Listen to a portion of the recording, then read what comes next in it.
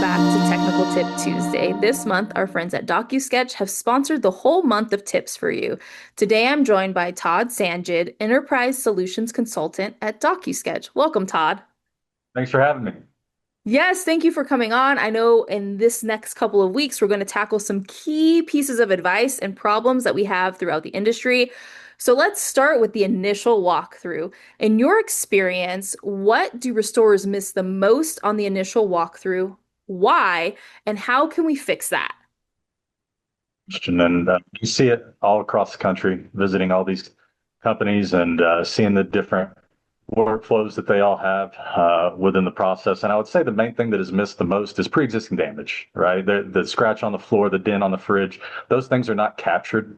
We're also not capturing everywhere that we travel throughout a home, even if it's an unaffected area.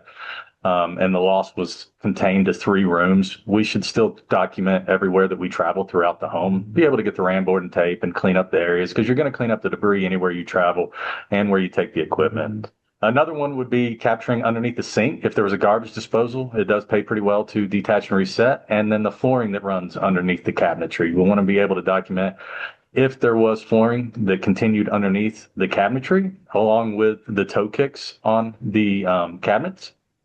And then the last one that I would probably mention would be the door stops and towel bars in bathrooms. Typically, to detach and reset those in Xactimate, but the towel bars about $14 the last time we checked to detach and reset, and the door stops around $9. So that's $27, give or take, that you're leaving on the table.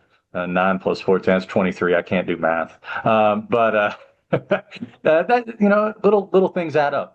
Small incremental changes do add up to big things on the sheet, and you can capture those things. And that's probably what I'm seeing that is missed the most on initial inspections. And I will definitely say to your point, I mean, 20 some odd dollars over several jobs, it all adds up, right? Like it's not just $20 for this particular project. It could be $20 per the last 500 jobs you've done, right? That have similar layouts and similar to your point, detach and reset. Those little things end up being astronomical in the grand scheme of things to your P&L essentially. With that being said, I think there's one other thing that you mentioned earlier when we were chatting is, documenting the outside before you ever step in. How many times is that Ah, missed?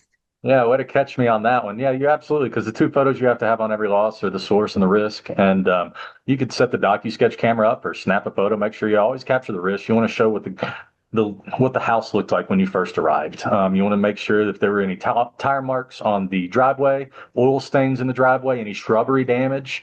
You want to make sure you're documenting that before you get um, on site. And I know we'll talk about that in the next tip with the process and the workflow. Didn't need to steal your thunder right there, but definitely good catch. We definitely want to start wherever we enter the home is really where we want to be documenting.